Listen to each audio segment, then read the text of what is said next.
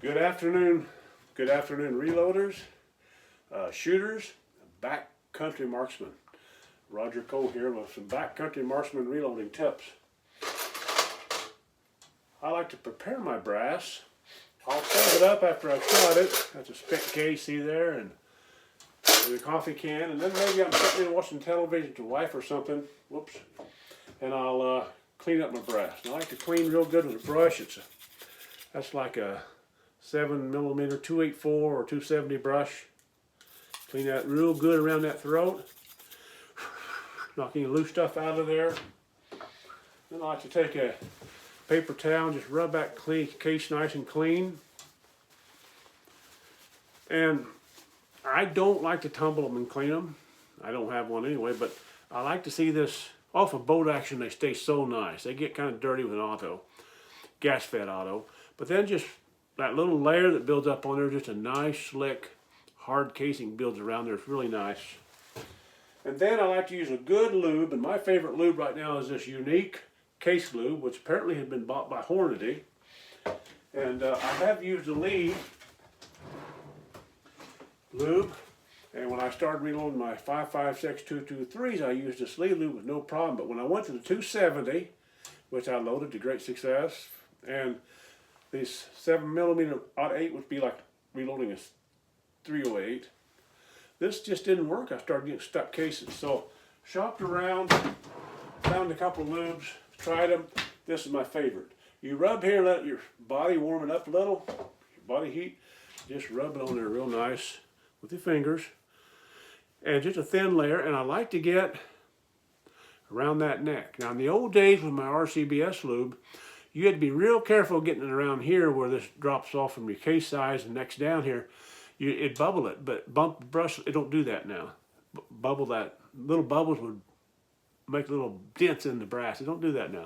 Lube that up nice. It's real thin. Then I like to take a Q-tip, put a little bit on the Q-tip, and I like to just rub the inside of that neck a little bit. This won't hurt your powder firing at all. And it also lets it slide in good. I'll clean that a little bit before I load it with powder. Okay, then just slide it in here. I got my resizing die in. It will punch out the old igniter, you know, the old large rifle primer, and it will resize, full length resize that case. So it just goes so it bumps up against the bottom. You die. Pop it out. Primer's out. You've seen me, I showed you how I cleaned that primer hole when I showed you how I put new primers in. This is all ready to go now. Slide them in. Grab another that I've already cleaned. Lube him up nice. Just with your finger, get that all over. Make sure you get that neck good. I think that's where I was getting into my problem with these larger calibers. Slide it in the shell holder. I think it's a number 10 shell holder. Full length die. You've seen it pop out that old primer. Back down. Nice and smooth. No sticking. A beautiful case ready to go. These have got, I don't know, maybe they're on their 4th or 5th reload. They look about like brand new. And that's my process of getting those cases cleaned up, lubed up, resized, ready to be reprimed. Hey shooters, backcountry marksmen, remember to stay safe. Remember to shoot safe, shoot responsibly, clean up behind you, always carry more stuff out than you took in.